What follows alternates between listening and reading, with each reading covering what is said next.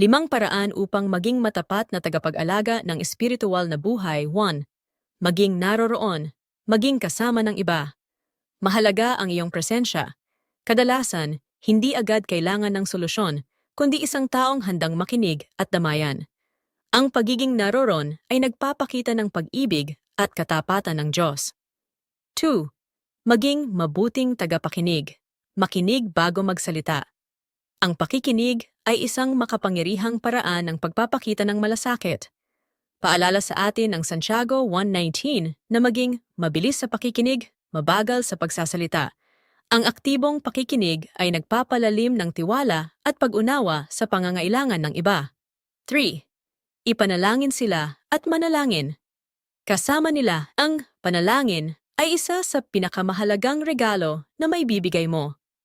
Ang mag-aalay ng panalangin para sa iba ay nag-aanyaya sa presensya ng Diyos sa kanilang mga pagsubok. Ang pananalangin kasama nila ay nagbibigay ng kapanatagan na hindi sila nag-iisa. 4. Magsalita ng katotohanan ng may pag-ibig, magbigay ng pagpapalakas. Ang katotohanan ay dapat ipahayag ng may pag-ibig. Efeso 4:15. Ang anumang pagtutuwid ay hindi dapat maging masakit o mapanakit, kundi dapat magpalakas ng loob at magbigay inspirasyon. 5. Samahan sila, maging tapat sa paglalakbay kasama nila.